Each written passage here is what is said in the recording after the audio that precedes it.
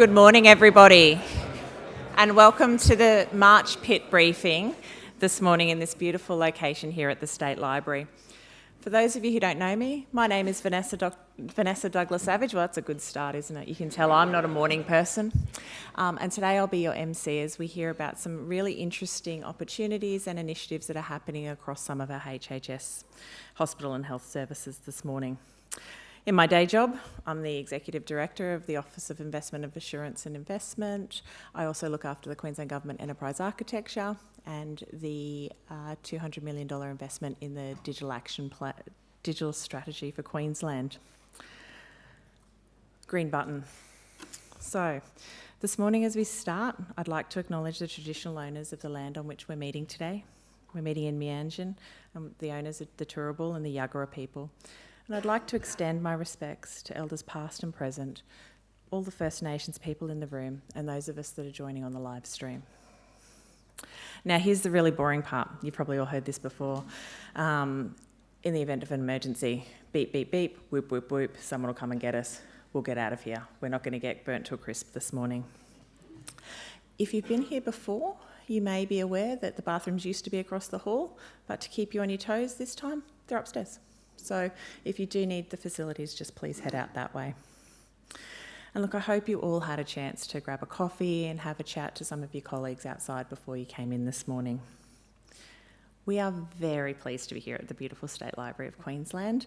Not even a cyclone could keep us down, and we really appreciate you coming in on a Wednesday morning rather than the regular Friday morning that we normally use.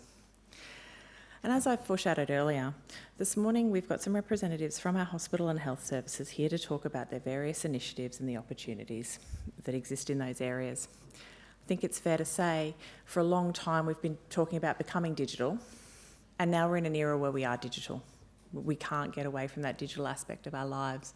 And in some ways that is no bigger impact has been felt than through the medical profession, as we start to see changes in how we image, how we diagnose, and of course how we treat our patients, which is always at the heart of these elements. So this morning, our four speakers will take us through to around about 9:20. So we'll hear from each of them in turn. We'll have a Q&A session at the end, as per usual. So jot down your questions. It is early, so maybe go easy. For those of you online, we also welcome your questions and we'll be bringing them up on the screen and trying to answer them there as well. And then we'll head next door to the Queensland Terrace for some morning tea and some networking if you could stay. So as I mentioned, it's a delight to see you all here. Really happy to see so many faces early in the morning. And, green button again, I'll move on straight away to introduce our first speaker, Damian O'Rourke, who is the Chief Information Officer from Metro North. He's responsible for leading the organisation's ICT services, ensuring they meet the needs of what is the largest health service in Australia. Prior to joining the Metro North Health team, Damian began his career and spent almost a decade in Global Operations Manager for Cable and Wireless in the US. And he's got some really unique experience through managing a global network through technology changes as broad as the Y2K activity. For those of us, I can say this now, who are old enough to remember that. I'm sure there's some of us that weren't. The Twin Towers disaster, and also managing a 24/7 global network team. Moving back to Australia, Damian then spent 20 years in eHealth Queensland, working in leadership roles across a variety of digital portfolios. He led the successful digital opening of new facilities, including the Queensland Children's Hospital and the Sunshine Coast University Hospital. Damian has also been instrumental in driving innovation to deliver complex new service offerings across Queensland Health and ensuring that Metro North was able to meet the ICT demands presented by the COVID-19 pandemic. This morning, Damian will be speaking about Metro North's challenges, its strategic direction, and the importance of partnering. Over to you, Damian.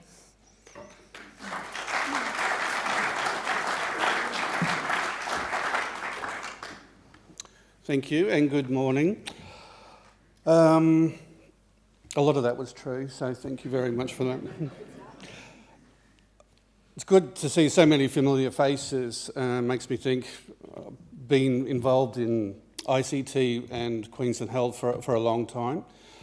But I feel as though I should just put some rules out there. So the first one is no heckling, because I know too many of you, and you know the ones who I'm talking about.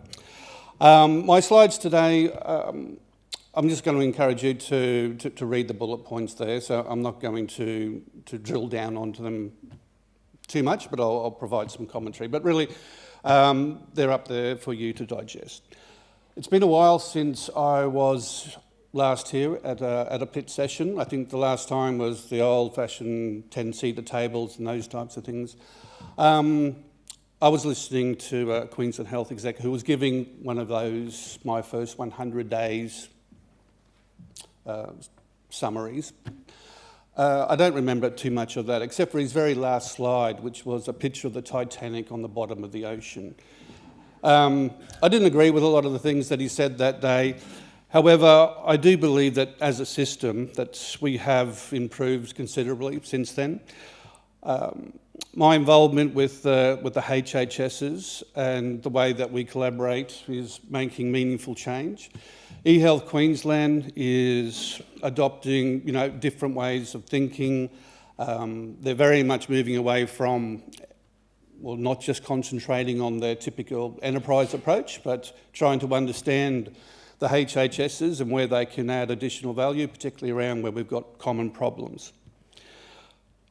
Some of that progress may not be terribly evident, but I think it's also mindful to bear in mind that the landscape continually changes. So does the technology and the expectations from our patients and their families, and also our frontline staff. So I'd like to make today as painless as possible for you. So I'm sharing this from a Metro North view, and that's my focus, but I think my CIO colleagues, you'll pick up and notice some common themes that we all share today. So, green button, is that what you did? Green button. You did press it though. I thought I'd just start with some numbers. So just to give people just a better picture of Metro North. So Metro North, it goes from the Brisbane city out to well past Woodford. We've got the Royal Brisbane Women's Hospital, the Prince Charles, Redcliffe, Caboolture, Kilcoy. STARS is its own entity within Metro North. And then our community and oral health sites, we've got some 38 of those, and Brighton and North Lakes particularly are quite extensive facilities on their own. 20% of the Queensland population actually live within Metro North, and that's growing at 1.5% every year now. Today we've got 2,889 beds, and that will be increasing to over 3,500 by 2027. Out of the 20,000 staff members within Metro North, 95% of those are regarded as frontline or supporting frontline staff. There's a lot of numbers there. You can digest them. You can imagine mental health bed days, 88,000 in 2024, and that's something that's increasing. I think it's safe to say all those numbers are increasing. Probably the only one that worries me particularly is the FTE count. So we're having to do a lot more, but although the facilities are growing, we're expanding, FTE still remains a bit of a challenge for us. I wanted to quickly just highlight some of the challenges. Now, some of these you won't be able to help me with, but others, I'm sure, as partners, we can tackle some of these together. The first one is really from a Metro North health perspective. So people are living longer, and caring for the elderly has its own unique challenges, and that continues to evolve. From a medical perspective, we're adapting new solutions, new ways of working. There are solutions in place now where an elderly person could be seen in an emergency department, but just because they're discharged, it's the same people, the same group that monitor them, whether it be at their home or a retirement home and those types of things. Every year we battle with all the different flu types. I think COVID was unique for a period at least. But we are seeing significant increases in a lot of diseases like measles. So these things aren't going away. This all puts a demand on the system, from our emergency departments all the way through to outpatients. And simply managing the bed capacity on a daily basis is a continual challenge. Being big is not always an advantage. Our assets and our infrastructure age, just like every other site. But when we're maintaining these large campuses, doing that on an annual basis has a significant impact on the sustaining capital allocations that come down. Just to give you a sense of that, right now, the Royal Brisbane Hospital was once described in an ICT magazine as the biggest collision domain in the Southern Hemisphere. Right now, in preparation of IMR, we're replacing all the edge switches there, and that's 450. This is one of those activities that happens in the background. It's a multi-million dollars. It's going to take close to a year, and no one will notice. It doesn't make any big difference, but it's just one of those things that we have to keep on doing. From a digital Metro North perspective now, some of our solutions and applications have grown tentacles. They kind of organically grow. We have to adapt them just for tactical reasons. And often the lack of integration there doesn't really meet our strategic objectives. For a number of reasons, some internal and some external, our processes really don't allow us to pivot quickly with the partners. And that's a real blocker when it comes to innovation. Between some of our significant programs currently in train, IMR and the capital expansion work, we're having problems with resourcing, and we're actually feeding off each other, both again internally, outside to eHealth Queensland, and in some cases with our own vendors. So that remains a bit of a challenge. Metro North, we're in the midst of a significant change right now. Just in 2024, we opened a new clinical services building, which a lot of you would have been involved in at Caboolture. We opened 3 new, I've got to get the name right, satellite health centres. And we've rolled out IMR to our community sites, so that's 38 I mentioned before, and to Redcliffe Hospital mid last year. Caboolture, that's only 6 weeks away from going live. So we've got a lot of tired staff. We engage with all our clinicians on pretty much every activity that we do. They're always heavily invested and they're always keen to participate, but even their involvement is becoming challenging just based on the amount of work that's going on, and change fatigue is becoming a bit of a problem for us. Our usual pain points to do with legacy systems, cyber issues, none of that's going away, and that just remains a constant challenge. So I'd like to focus on 7 key areas, and these 7 key areas is like how we're tackling that. So I've got one slide for each one of these 7 priority areas.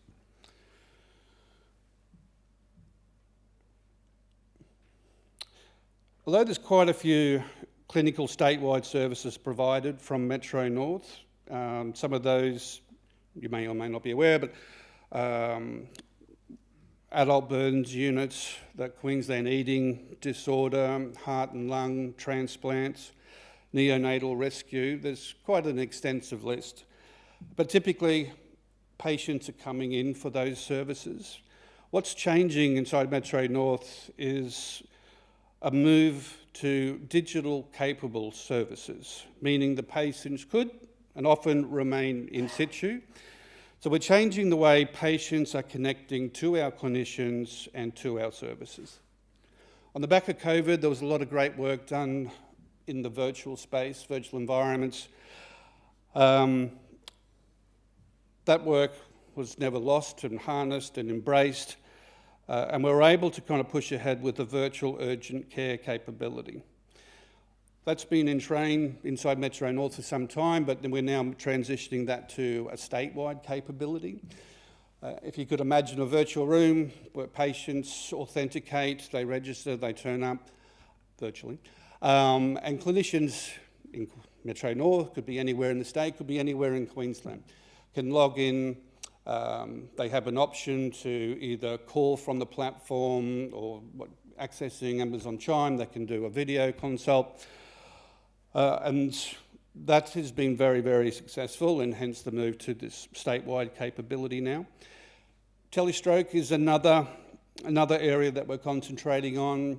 Stroke victims, there's a small window to get the right medication to them, and has a significant impact on their ability to recover from a stroke, but that has to be done, really? 5 minutes? All right.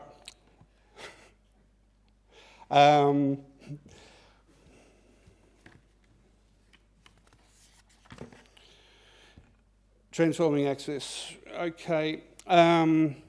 This is a real key part for us. I've talked about IMR very quickly. Clinical imaging for us is a significant piece of work, but once the IMR is in place, we'll have a single digital patient record. We're moving all our imaging, which is kind of disparate across multiple vendor solutions. It's all going to be centralised on a vendor-neutral archive system.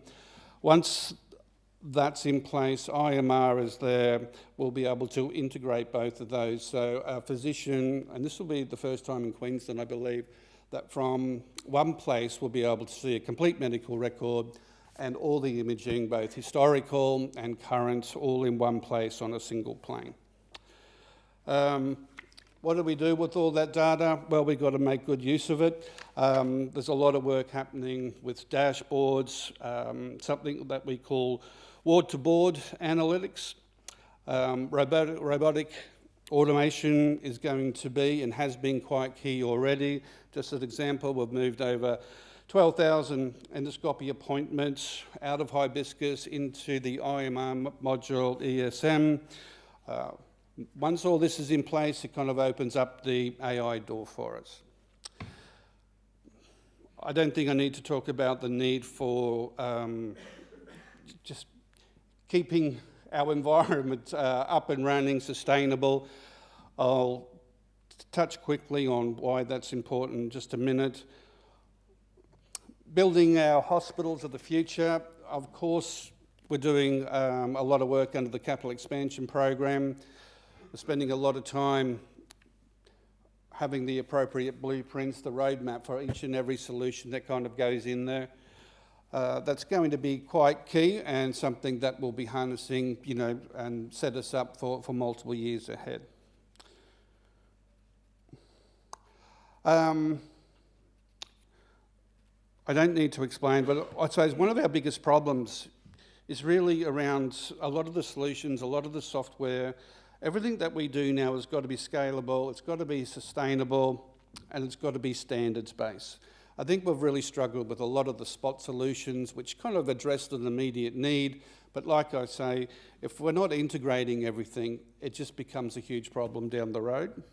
So that's going to be a focus for us now.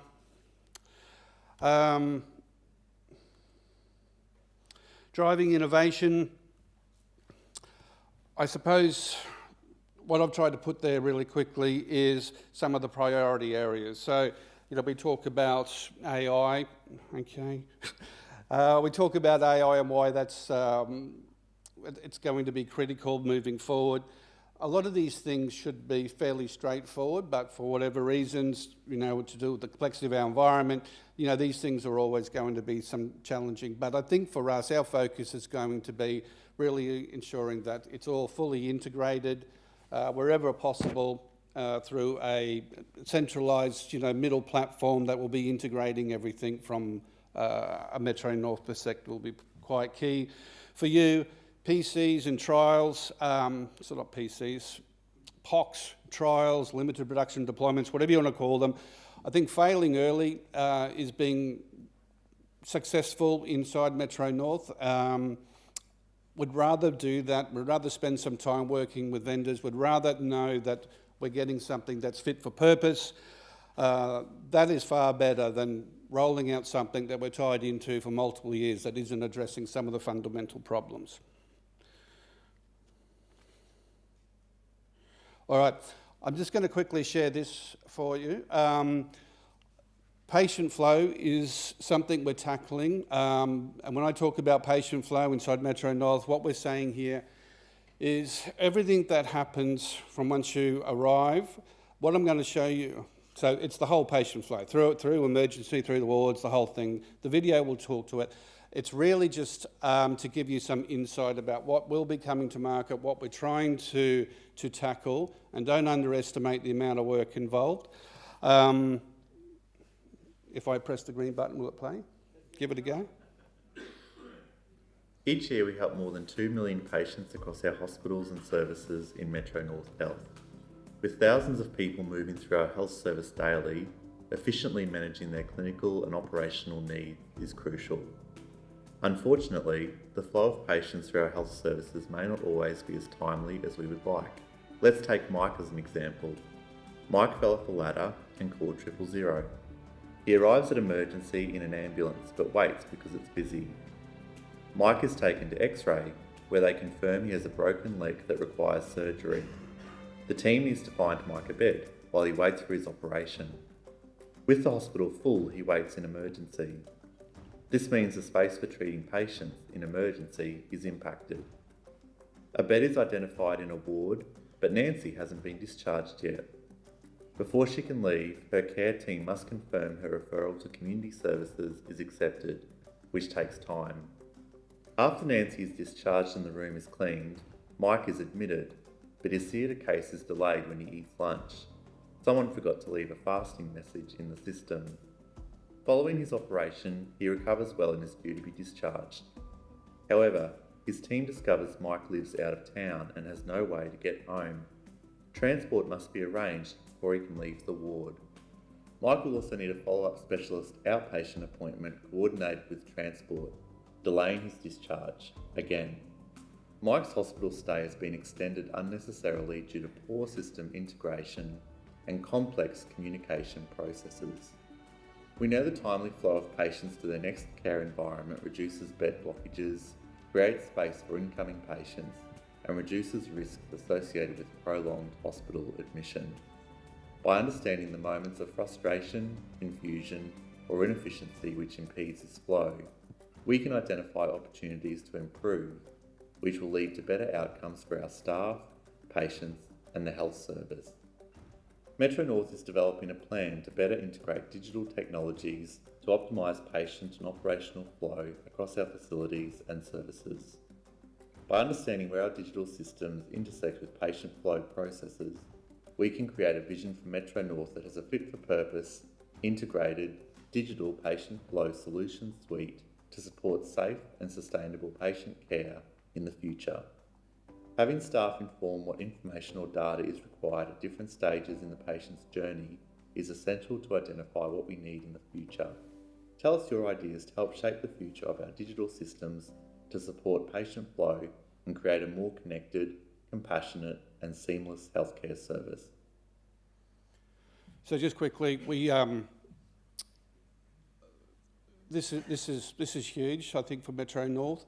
What we're trying to demonstrate there is just we want everything integrated.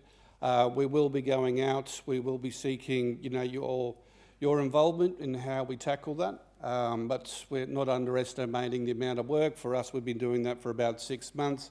It also aligns to the Minister's announcement back in November, which kind of addresses the very thing that we're trying to tackle there. So I'm well and truly out of time. I apologise. There's plenty of other things coming. There we go. I appreciate your time. Hang on. Go on. Take a photo. I very much appreciate your time.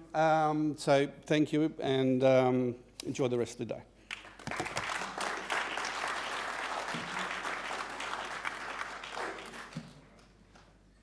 Thank you so much, Damian, for sharing so many of those insights, not only about the size and the complexity of the portfolio you manage, but also about how you got some great insights about how to partner and where some of your challenges are going to be. And I think the biggest takeaway for me was really around the life cycle management. You know, these point-to-point solutions are no longer fit for purpose, and we need to think about how we're going to manage throughout the entire life cycle of that particular solution.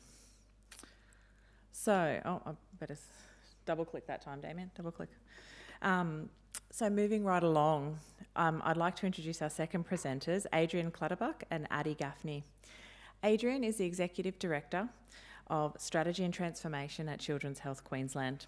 He has a passion for developing people and building teams, and has been with the HHS since 2017. Adrian has extensive experience leading and delivering strategy and transformation work across health services internationally. As a director in a top-tier management consultancy, Adrian delivered operational efficiencies and large-scale reconfiguration and transformation work across the UK and Australian health systems. A physiotherapist by training, Adrian has held clinical leadership roles in community services as well as business development roles in a multinational pharmaceutical company. Joining Adrian is Adi. Adi is a Senior Director and Portfolio Lead for Digital Health at Children's Health Queensland. Too many words this morning, Vanessa. Adi fosters a culture of innovation, collaboration and curiosity, and her main focus is on developing and executing strategies that deliver results, creating partnerships and cross-functional collaboration. During 2024, Adi has led development of the first digital and data strategy, and as a data nerd, that is close to my heart. As well as a roadmap of programs to support that, and how Children's Health Queensland can enable and evolve their services and capabilities. And today, you're invited to join this journey. We're going to hear more about that and how we're going to empower generations through trusted healthcare, putting children and young people first and at the heart of those services. Adrian and Adi, please welcome.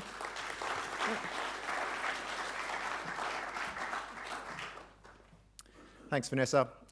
Morning, everyone. Thanks to Damian as well.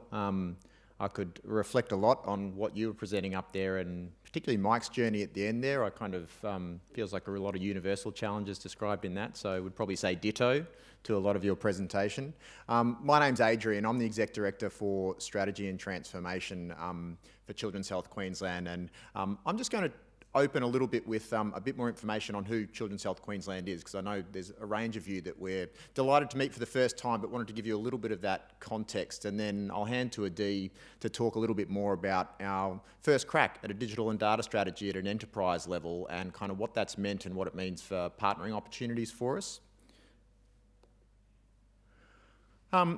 Children's Health Queensland is a slightly differently shaped beast compared to the other hospital and health services around the state, which is terrific. It gives us lots of opportunities, but also a slightly different set of challenges as well.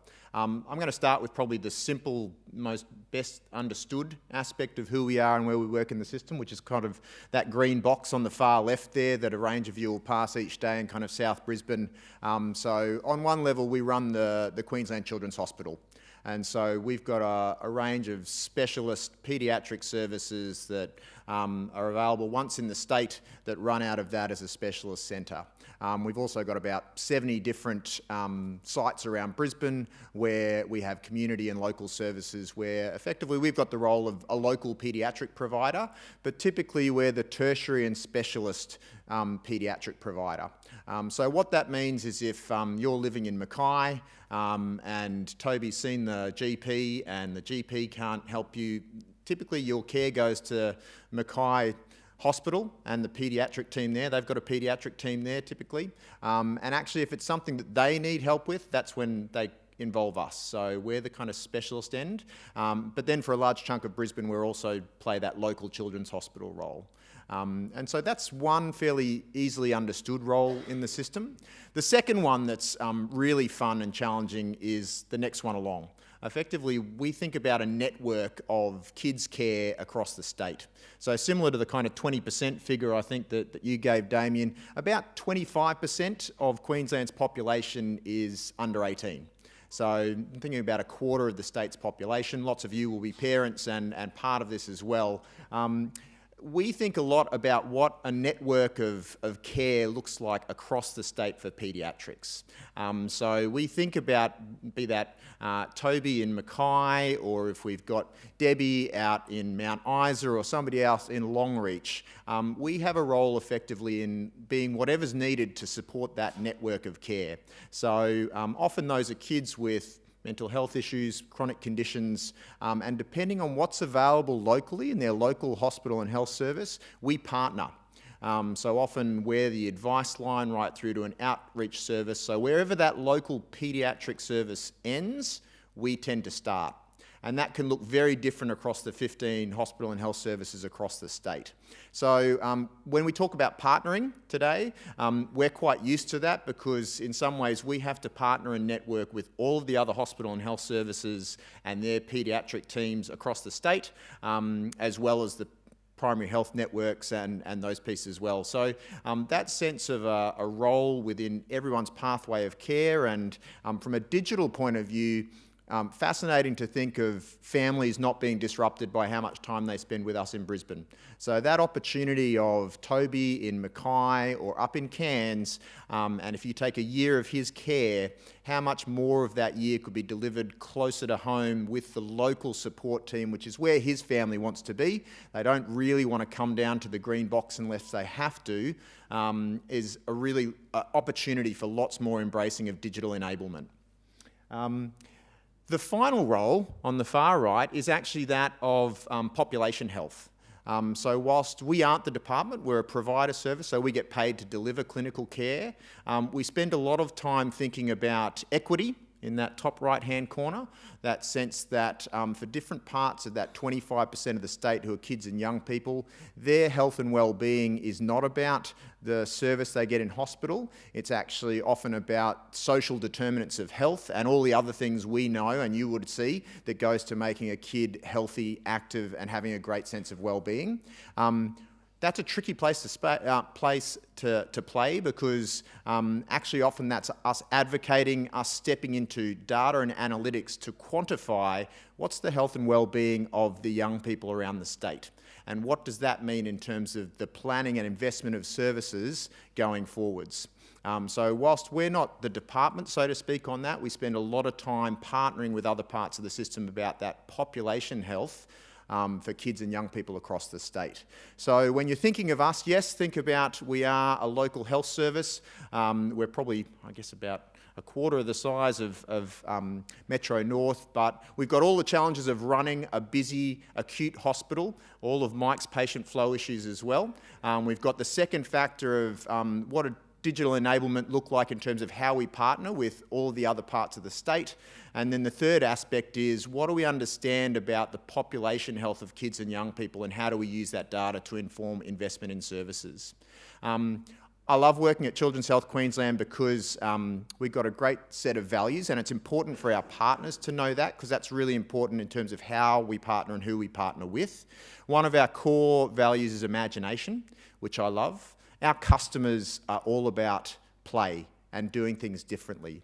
That gives us license to really embrace that in terms of how we take on transformation in the organisation, particularly digital transformation. Most of our customers are also born digital natives, so their expectation of our health service is quite different. And to be honest, we're catching up with their expectations. That playfulness is also terrific because it just means we get licensed to try different things. We talked about size and sometimes the challenge of being large. Did a trip over to Boston last year to visit the Boston Children's Hospital. It's held up as #1. We've been lucky enough to be in the top 10 children's hospitals in the world for the last 2 years. Also visited Massachusetts General, and these are hospitals with kind of 95,000 staff. I came away with an appreciation for the opportunity we've got to be complex but smaller. And the agility that we can use to trial different things on behalf of the system or with other parts of the system. So that's one of the things we're excited about. Last point would be, why am I talking to you in a run of CIOs, Chief Digital Officers, etc. Really thought it was important that both Adi and I presented. Dee's going to talk about our digital and data strategy, but our view across the leadership team is that digital enablement and data is actually core to our entire business and our change agenda more generally. It's not seen as a work program for the digital team. It's actually seen as a change movement across the organisation that needs clinical leadership and buy-in from all the other parts of the organisation. So we're passionate about partnering with our digital team to do that, but see that it's a much bigger piece than that. But I'll hand over to Adee to talk a little bit more in detail about it.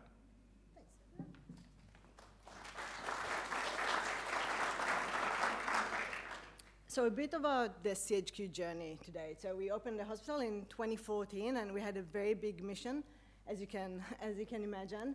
In 2016, we started digitizing some records. In 2018, we became a fully digital hospital. I said that very lightly because we still have a lot of paper.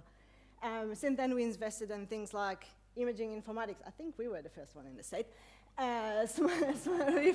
Referrals management, a lot of investment in health intelligence, so how do we use data for decision making. Obviously pandemic, and through that we also introduced our first patient online portal. Information security was a big focus over the last few years, and in 2021 to 2024 we very much focused on sustainability and optimization. As you could see through this slide, I'm hoping, you can see that when we started, we had a very clear direction and intention of how we're gonna use digital and data. But over the years, we lost a bit of that. So we decided to write a strategy. We took a co-creation approach, and I'll take you fast forward 10 months. Where we landed is a strategic direction for digital and data in CHQ, and it has 3 goals: trusted care, connecting care, and visionary care. Under trusted care, we're looking to build strong foundations with 2 objectives. One around enhancing the integrity, reliability, and trust in our current ecosystem. And the second one is around future-proofing the environment. Under connecting care, we look to empower collaboration in care. Again, with 2 objectives. One around enabling modes of collaboration across system boundaries.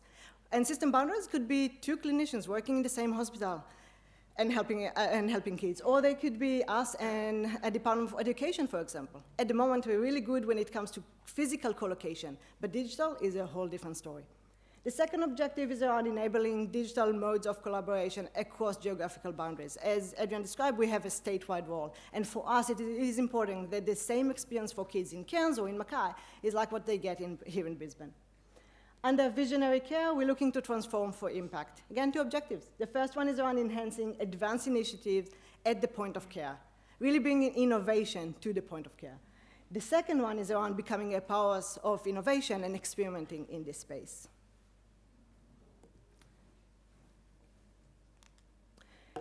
Each one of those focus areas is translated into programs of work. So under trusted care, we have 4 programs around technology, integration, automation, secure collaboration and sharing is a very important one for us because we're really looking to find the sweet spot between what does it mean in a highly secured environment, but also be able to share for the benefits of the kids, as well as the digital tools uplift. I think Damian, you described, or Adrian, you described that we have kids that were born digital, our staff was born digital, and unfortunately, at the moment, their experience is systems from the 1980s. Under connecting care, we have 3 programs. The first one is to cut through the clutter. As we digitize, we also created a lot of complexities, and it's time to reclaim back time.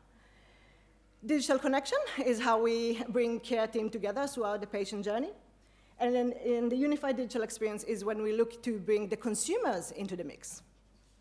Under visionary care, we have 3 programs. The first one is around establishing a digital discovery lab where we can experiment freely and fail early. Data analytics transformation, and so we invested a lot over the years in our data analytics capability, but it is time to transform it and uplift it. And last but not least, Digital and Data Academy is where we're looking to empower our workforce and leave no one behind. Now, these programs are a very exciting body of work that we are really keen to go and develop. And they bring together some different things that we are going to do. But we know that to make it different for kids and young people around the state, not just for now, but for the generations to come, it's not enough that we do different things. We also need to do things differently. And one of them is partnership. And what do I mean by that? For us to deliver trusted healthcare, we need technology partners to work together towards shared standards and remove the friction that Damian described so well. For us to truly connect and integrated care, we need platforms providers to understand the changing needs of kids and young people throughout their life journey. For us to innovate and transform for impact, we need the bright minds, not just to innovate at the edge, but actually to bring innovation to the core of what we're doing. So what are we going to do about that? Our first step was to define what are the areas where CHQ currently looking to partner on. And we found 4 categories. This is just a starting point, and it's not perfect by any means, and very, very open for feedback. The 4 categories are leadership partnerships, product innovation partners, academic partners, and technology partners.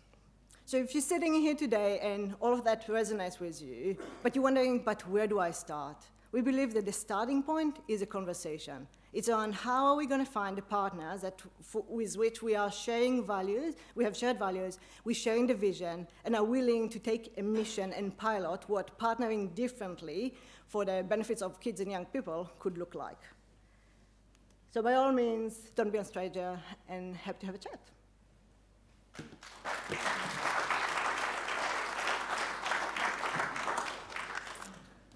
Thank you, Adrian and Adi. That was really fascinating insight. I think I love the trusted, connected and visionary care for our digital natives in what is, somewhat of a digital world, but we're not quite all the way there yet in all aspects. Nothing like a challenge though, right? So finally, this morning, I'd like to introduce our 4th presenter, Stephen Canaris. Stephen is the Executive Director, Digital Health and Chief Information Officer at Metro South HHS. Stephen has the great job of being responsible for all aspects of digital health within the Metro South Health. Metro South being the major provider of public hospital and health services, health education and research on Brisbane's south side. And of course, we all know, if you're from Brisbane, as Brisbane native, north versus south, we've got a bit of competition here. It's almost as good as state of origin.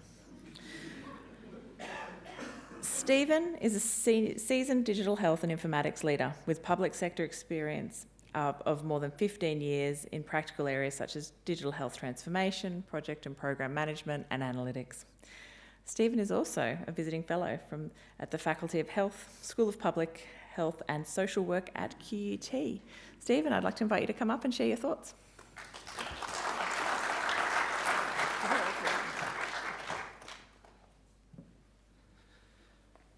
Thanks, Vanessa, and hi, everyone.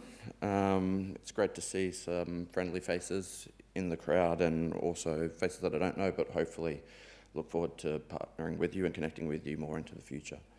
So my name is Stephen Canaris. I am the CEO for Metro South Health. It's great to see the diversity in presentations today, but I think you'd probably all acknowledge that there's already some common themes that are coming through here, and sort of it just reinforces to me the importance of us connecting as a system rather than striving to do our own thing. But that's just a few quick reflections from me. I'd also just like to quickly acknowledge the traditional custodians of the lands in which we gather on today. So just a little bit of detail about Metro South Health. So we effectively are the south side of Brisbane, all the way down to where the Gold Coast starts, and then out towards Bow Desert. And Damian, I saw you put all this on one slide. It's a lot more efficient than how I've presented this, so we'll try to get through this. But we do serve about 1.2 million people.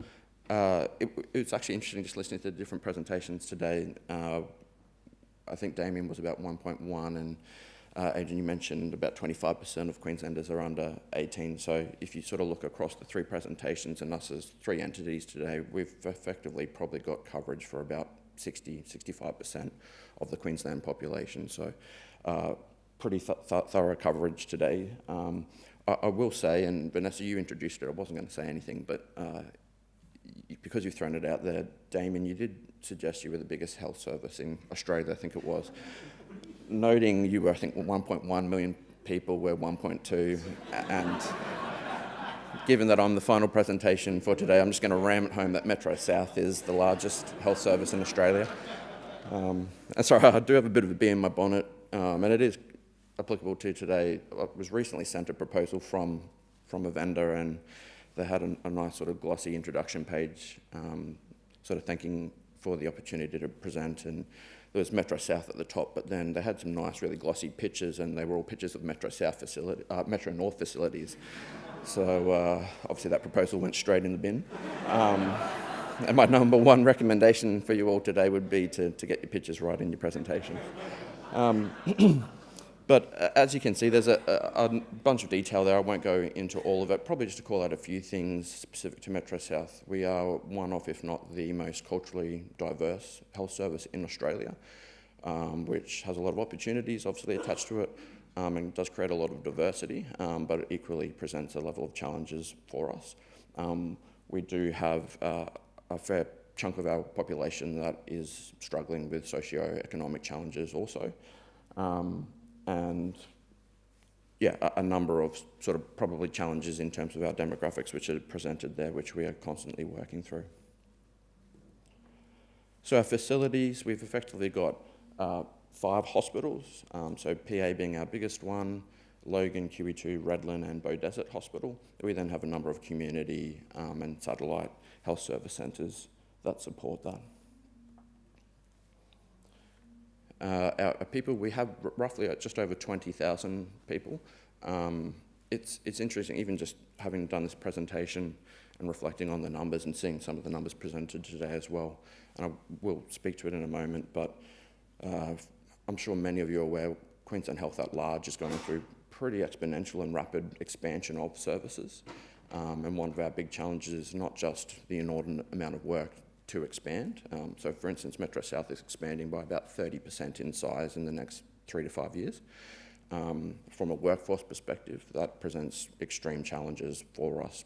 We will expand to probably about 26,000 people in that time to meet the demand, and finding 5,000 to 6,000 people in the space of a couple of years is going to be a huge challenge for us. So I thought I'd just quickly start at a high level as it relates to the imperative for innovation. This won't necessarily be new to a lot of you, I'm sure, who have worked in the healthcare industry already. We do have some pretty wicked system challenges that we're presented with, and challenges which aren't going away unless we start to think about and start to do things differently. We have an ageing population, we have rising chronic disease, and we have resultant increasing service demand. That's compounded by finite resources. Clinical workforce shortages, even without the expansion at the moment at a global level, the healthcare industry is experiencing significant challenges finding skilled workforce, especially in the clinical space. And it's getting to a stage where it's robbing Peter to pay Paul, and that there's a level of competition between entities within Queensland, within Australia, and even globally. In the moment, you just take clinicians from one spot, it's good for you, but then it presents the same issue for whoever you've just taken from. So as a system, this is a huge issue for us.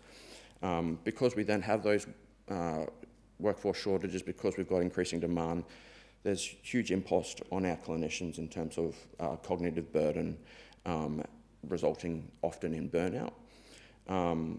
We then have high expectations, understandably so, from our consumers and from the community at large to obviously keep harmful care to a minimum.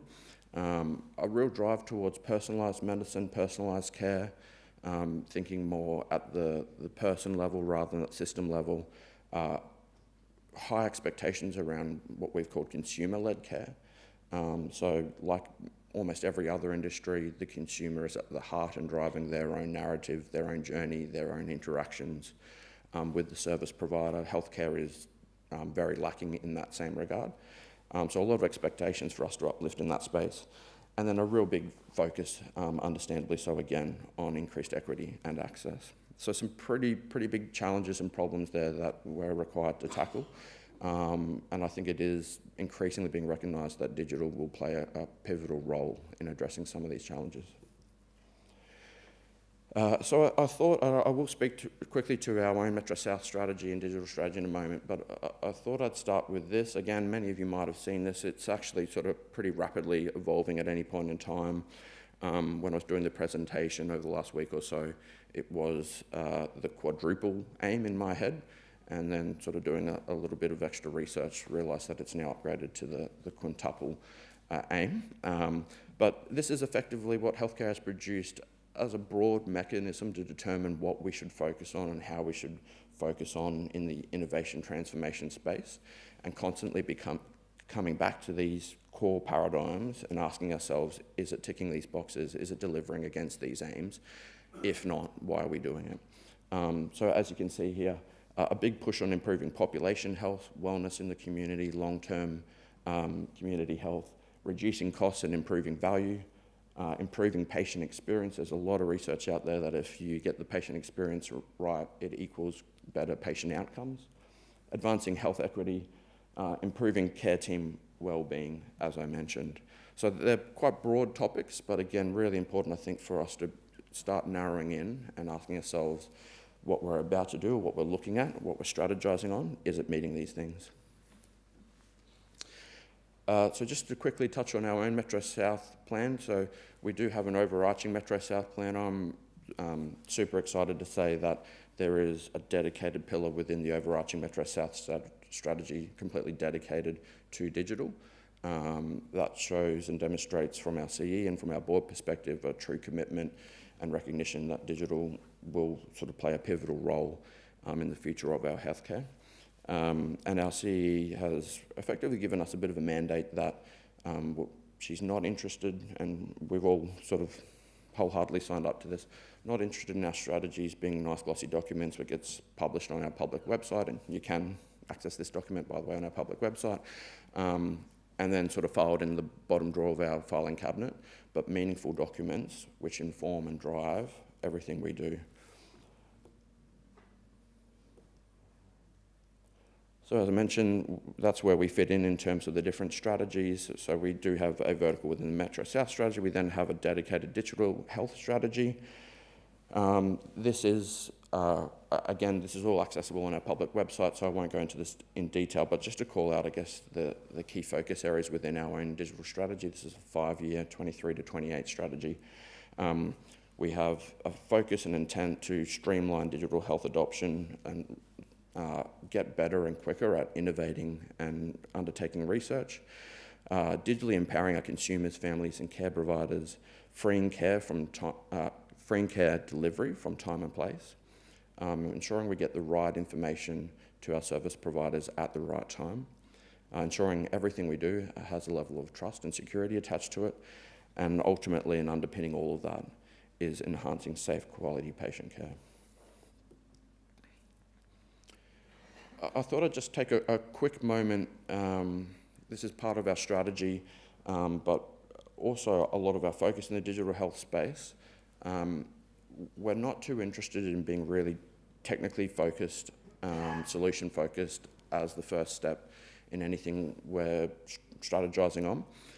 And this really sort of hopefully gives you a bit of a flavour for our level of thinking at the strategy level and how that then shapes and forms at a more operational level what we do. So what we effectively did in our strategy was within those focus areas, then really carefully reflect on what does that mean to a consumer, and if we were to start to achieve some of these things over time, what would that do in terms of shaping and influencing the journey of a consumer or a patient through their healthcare journey. So again, it's there for you to see. It's part of our strategy online, so I won't go into detail, but as you can see that we've really thought at each step of the journey, what are things we can be doing to get better at our care.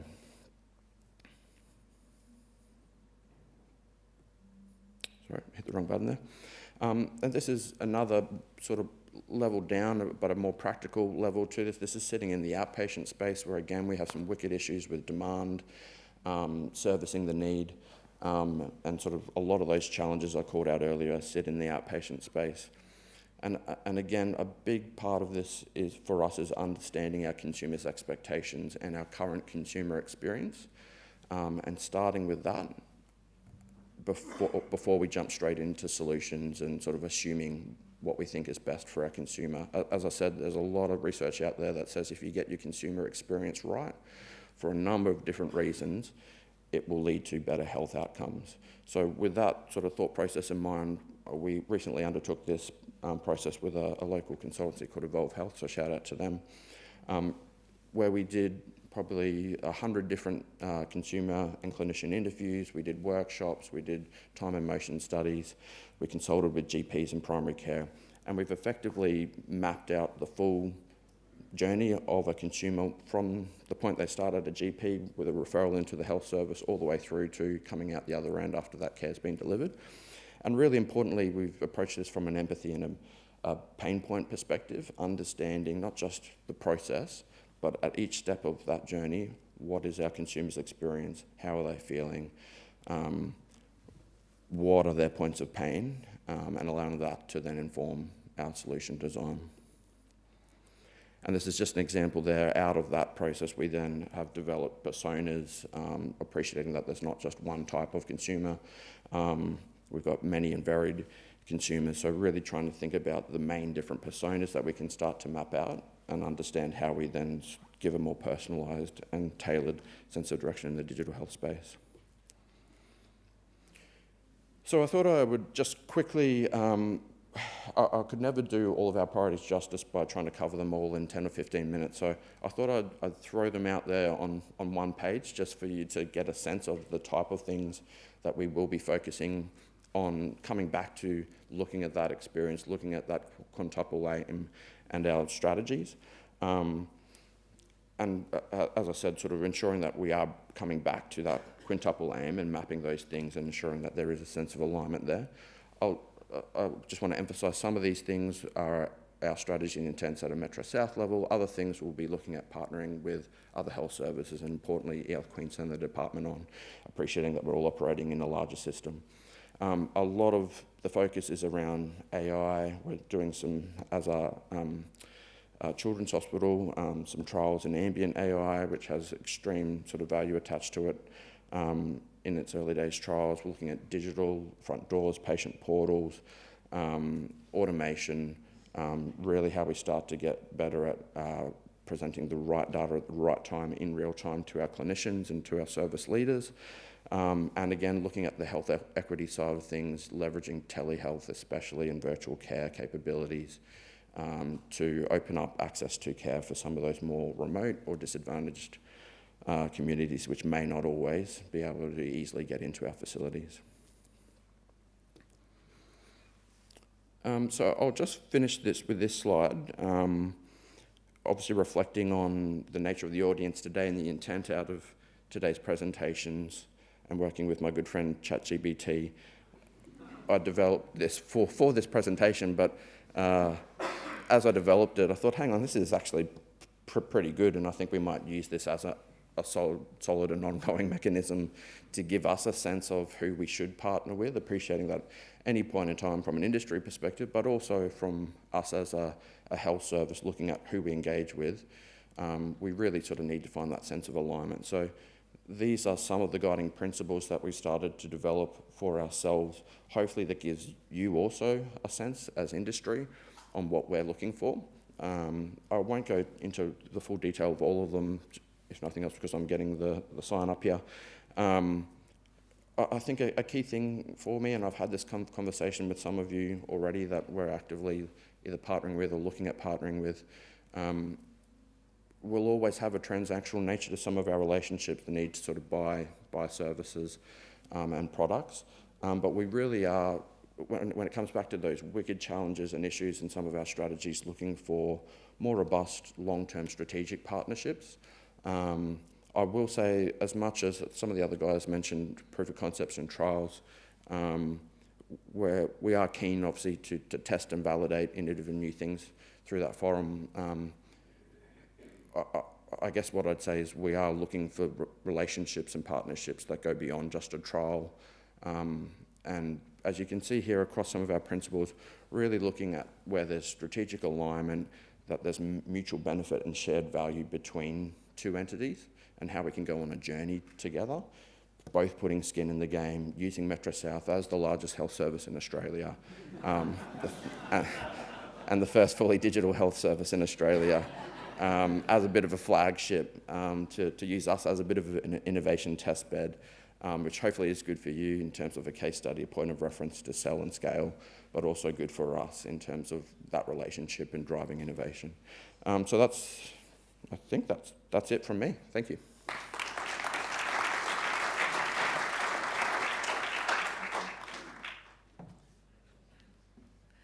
Thanks, Stephen, for sharing all those insights with us. I love the quintuple aim and the strategy approach. I think it's a really memorable way of emphasising that, but also just really emphasising that the patient is at the core. So I think sometimes we can all be guilty of getting caught up in what technology can do and its abilities, but it actually has to be used to solve those wicked problems that you're currently facing. So we've reached the part of the morning where some people are sneaking out the side, and thank you for joining us, where we've got a Q&A session. So all of those burning questions that you've been writing down throughout these presentations, now's the time to get them out. So yes, I'd say if we just like everyone to come back up on stage, we've got some nice chairs for you and some microphones out. For those of you that are on the live stream, you've also got the opportunity to ask any questions as well. So please put them in the chat, and we'll be pushing those through to be answered as well. I guess I might kick off while we wait for the first question in the room. My question's really just across the panel. There's been a lot of similarities. So you've obviously highlighted some of the similar challenges, some of the similar areas that you're trying to tackle. Thinking about those areas, how do you ensure that you work across your organisational boundaries? How do you find out what each other is doing? Damian, do you want to start first? We'll go far side to close side. I suppose for me, this is something I have noticed, having been around prior to the creation of the HHSs, and there was always challenges across the state in working together. I think with the HHSs, I suppose we kind of ran off and did our own thing for a while, and I think there was a point in time when we kind of realised that collectively we can achieve more. From a security perspective, we're only as good as the weakest chain. So I think it's taken time, it's evolved, but I think we're at the point now that we understand, and there's no point of us all going back reinventing wheels. As a CIO group, we meet on a monthly basis. There are communities of practice that our teams are involved in, which stretches across multiple HHSs. So I think it's the only way to see real progress. Totally agree. I think those collaboration and the endless opportunities of collaboration is what I love about working in a large, complex organization. I know that it wasn't always the case in-house in terms of collaborating, and I don't know if, Stephen, if we ever talked about it, but when I stepped into the CIO role in children's, Metro South was known to, no, we don't talk to them. And I think in the last few years, we definitely got to the point of, as Damian just described, there's so many problems and so many opportunities, it doesn't make sense not to collaborate. If you ask practically how we do it, every possible way. Shameless collaboration is what we're going with. A couple of views on this. So I have only just started asking a D, and I'm actually reassured and got a lot of optimism about just hearing actually the level of collaboration, even in southeast Queensland, across the kind of CIO and digital community in the HHSs. The reality is, a system our size, a state our size, we aren't big. You know, 5.5 million people, we cannot achieve a really high quality, sustainable health system as 15 independent entities, each in, zero-sum game, everyone for themselves. But the reality is, maybe I'm less generous on this front, our current performance management structures don't really incentivise us particularly to work laterally between HHSs. How we look at performance and access in the system and funding and pieces like that, the instruments that we work with as entities, actually they tend to signal to us to continue, go inwards. But my sense of optimism comes from a group like this of actually seeing, despite that, the knowledge implicitly to particularly the large HHSs that that's not the way forwards, and actually intentionally to reach outwards. So I'd probably give reassurance to this community of partners that there's an intent and an awareness across the larger HHSs that the way forwards is together, but we're probably still working through the reality of a system that doesn't always scaffold and incentivise that you have to almost do it despite. Yeah, I mean, I agree. As Adrian's mentioned, the intent is there, and I think the recognition of it, and it's an increasing acknowledgement of the need to collaborate and network together, and almost the imperative to do so, appreciating that we're all in the one system. It is challenging. I think sometimes the thought process is there, but we often also underappreciate the size of each of our organisations and the local requirement to still service and look after ourselves. I mean, we're, as we would have seen, a $4 billion enterprise as Metro South Health, over 20,000 people, servicing over 1 million people. Damian's probably slightly larger. For some of those stats, I will finally acknowledge it. And children's would be in the same picture. So at any point in time, there is constantly trying to find that balance between looking after ourselves, sustaining our own operations, and then trying to be part of the bigger system and a good corporate leader. I think distilling that back to today, there is probably a role for industry to help advocate and promote that as well. So when you are engaging with us, I'm always interested to see, and one of my first questions is, are you already doing this somewhere else? And then looking sort of to use that mechanism and that sort of connection to reach out and sort of even find out and get visibility of what others are doing, and then use that as a next step to look at better connection and partnerships across the system. I might have one thing into what Stephen just said, in terms of it also helps us to collaborate and advocate for a system level change, because at our core we are depending on eHealth Queensland, right, for our core infrastructure and so on. And so it's only when we move as all HHSs together that we can put more weight on the system and where the need is. Excellent, thanks. Thanks everyone. Have we got any questions in the room, Matt? Oh, good morning. It's Rowan Want from Eureka Telecoms. We're part of Energy Queensland, so we actually provide a couple of hundred services to both you, Damian, and you, Stephen. My question is about the expansion program. We are getting a little bit of conflicting messaging through the press and through the individuals we talk to, in daily work. Do you know the status of it? What's on, what's not on? I mean, for example, Damian, we were booked fairly recently to go out to do a site inspection out at Redcliffe, and then that got canned because there was a little bit of uncertainty. So just trying to get some clarity around that. Yes. Look, I think everyone would understand and appreciate there is a review in process right now. So that review is the way of working from the capital expansion program, particularly from a HIQ perspective. I think it was always going to be challenging, the number of facilities that we're talking about. But I think, and I know from a digital perspective, HIQ tickle pink with the level of involvement and what's happening and the way we're working from a digital perspective. That review should be announced either, I think the 26th. I can't even remember what today's date is, but so we should hear something in the next couple of days. Last week there was some misleading information about Redcliffe Hospital, and I just picked that up on some Teams chatter, but that was addressed quite quickly. No idea where that came from, but there's no change to Redcliffe, and I can't imagine that changing, even part of this review. So, I think we just have to wait for the review, wait for that announcement. We'll get a better understanding.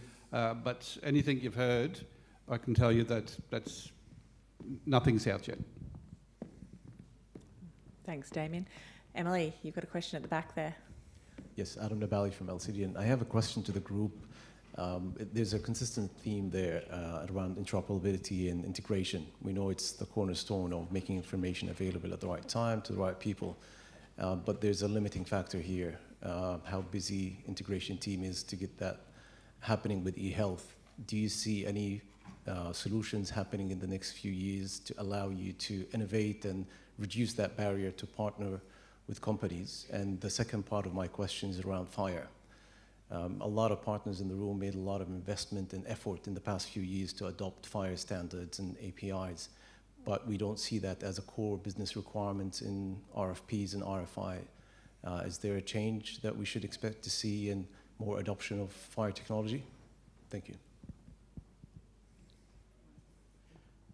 Yeah, I can start. Interoperability and integration is it's absolutely a cornerstone.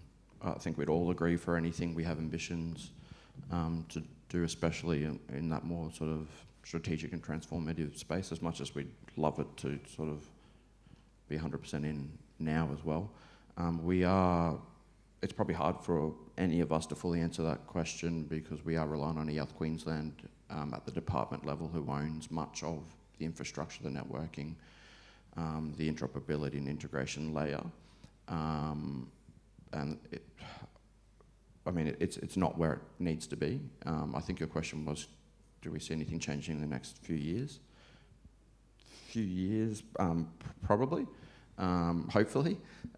We are, as I said, relying on eHealth Queensland. There is increasing recognition from eHealth Queensland, not just for the health services, but for a lot of their strategies for where they want to take the state at an enterprise level, that there is a significant uplift in the integration and interoperability side of things required. So we are hopeful and at all times advocating and pushing eHealth Queensland in that regard. Just quickly on fire, and I know Adi's probably more across this than I, so I'll throw it to her, but I think there is a bit of a change at the moment going on, some active work in the fire space. We, as Queensland Health, are partnered with CSIRO, the Australian Health Research Branch, who's sort of Australia's gurus, and a lot of fire sort of was born out of that department. So we have signed up across a number of health services to commit to resources going and doing some fire training. And out of that, I expect there to be some more sort of practical work we can then progress in the fire space. So we're probably a little bit behind the times and lagging to date, but I would expect in the next 12, 18 months to see a lot more momentum gained in that space. Look, we're definitely a squeaky wheel in this space in terms of advocacy for it. As Stephen just described, yes, actually training happening tomorrow and Friday. It's slow, painfully slow, but if you have any ideas of how we can push it further, very happy to hear. We are putting, well, it's our fire and RFQs might not be there yet, but we definitely something we're pushing into the design on a regular basis. I'm hopeful. Don't lose hope. We don't have a choice, really. Like, it has to be empowered. Excellent. Thanks, Emily. We'll squeeze 2 more questions in. I've got one online one, and we'll just grab this one here. Good morning, my name's Benjamin, and thank you very much for your presentations this morning and for your time. My question draws on the themes that have been covered in the previous questions, but stepping it up a bit. One of the things we've noticed in the health services, a lot as we go down the digitalisation path, is a lot more working with other government departments, a lot more information sharing, moving towards open data and how you protect that. My question to you is, do you think you have the right policies and systems and cultures in place to enable that information sharing, both within health, but also with the other key enabling government departments, such as CDSB?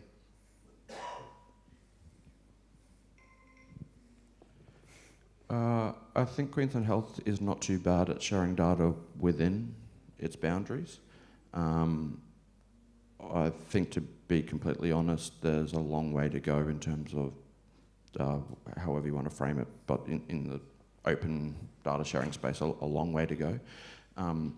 There is sort of probably an underappreciation often, I think, out in industry for the sensitivity of our data and the requirements in the cybersecurity and privacy space, which we have to comply with. It can sometimes seem overly bureaucratic, but it's there for really good reasons to protect our consumers. I do think within that though, there's probably a lot more we can do in the space. And again, I think there's an imperative for us to get to this space. Queensland Health are never going to be able to sort these issues internally, and data is a big part of all of our strategies moving forward.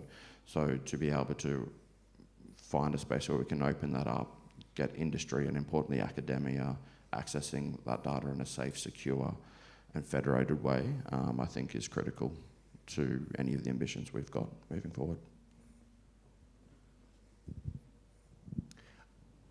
Look, I've actually seen some progress last couple of years. I think about some of the use cases around particularly primary care under kind of federal government and their health data, and secondary care, and some of the progress in data sharing landscape there. Definitely within health, I'd agree between HHS's some policy enablement.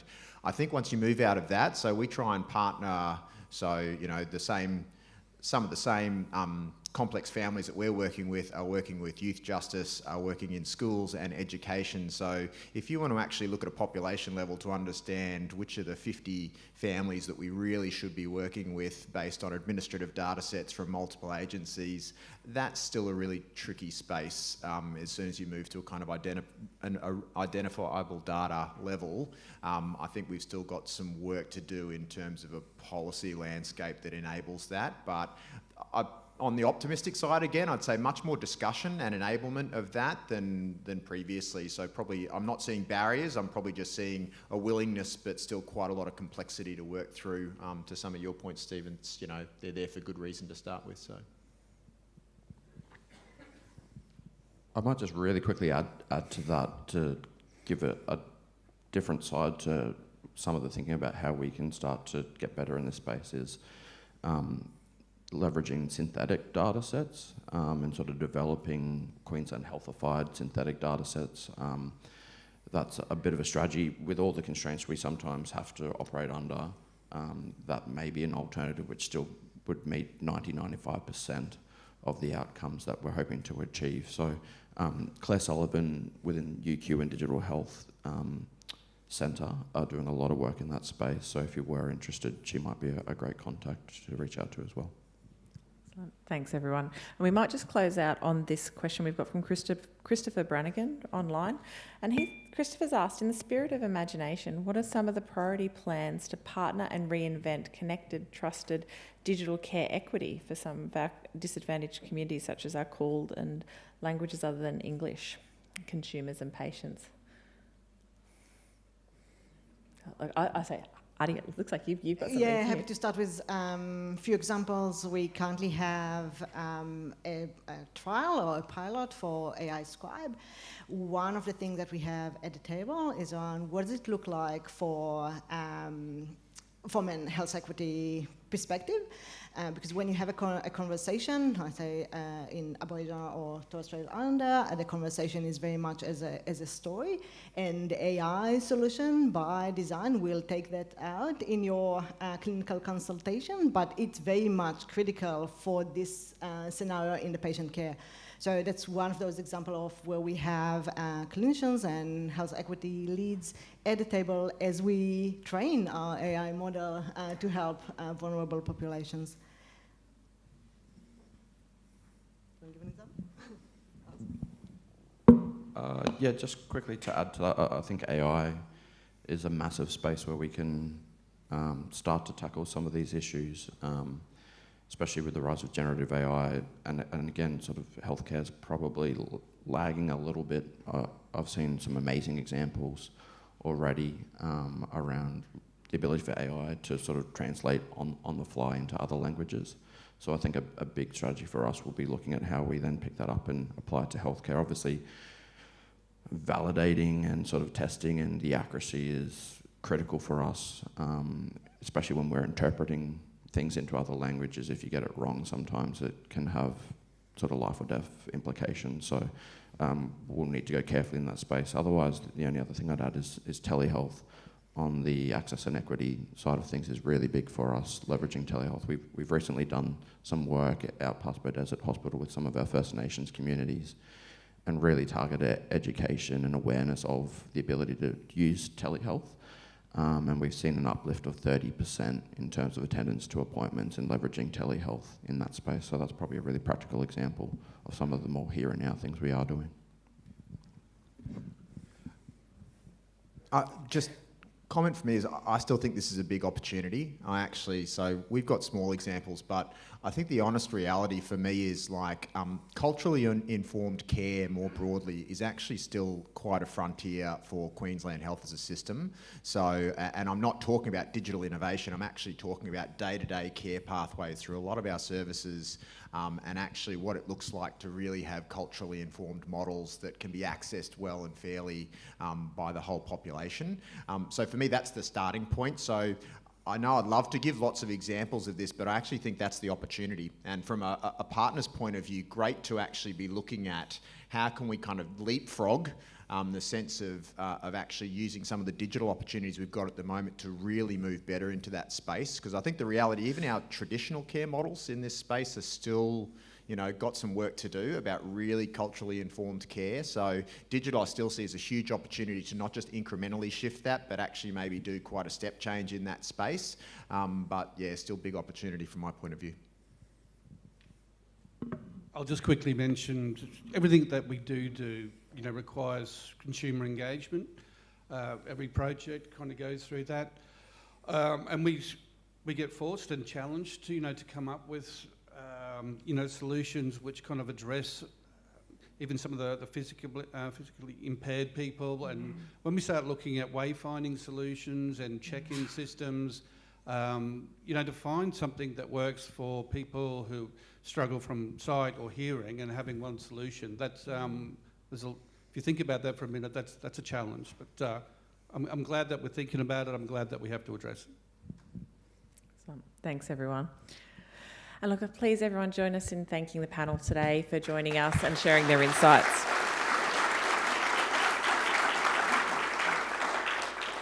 Now, just very quickly, I know that I'm standing between you and tea and coffee. We just wanted to highlight that the Queensland Government Cyber Security Unit, ESU, is currently delivering the E35 Uplift program for Microsoft across Queensland Government entities. This program itself helps unlock some of the security features in the existing environments to help improve our posture and safeguard sensitive government information and data, very relevant to some of the notes that just came up here. It's a comprehensive offering that's been designed in conjunction by ESU and industry partners, and it can be delivered by either ESU or through third-party service providers. And when a third-party service provider is used, the Queensland Government will contract them directly, and ESU will actually reimburse the costs of those activities, as well as provide some project management, change and technical expertise to oversight delivery. If you would like any more information, please reach out and contact the Cyber Security Unit. Matt, they'll be in... Oh, there's extra slides in here. Oh, it's doing so well. Are there contact details on these slides? No. It'll be in the pack, everyone. So once again, please join me in thanking Damian, Adrian, Adi, and Stephen.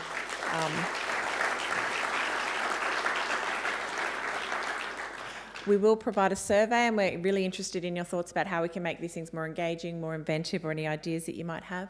You will have access to the presentations as well as a recording of this presentation. That'll be made available very shortly.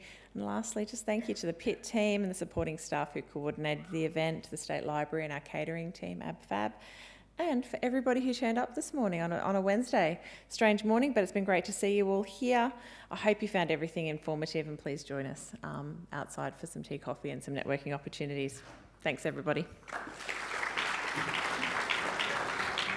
Thank you, everyone.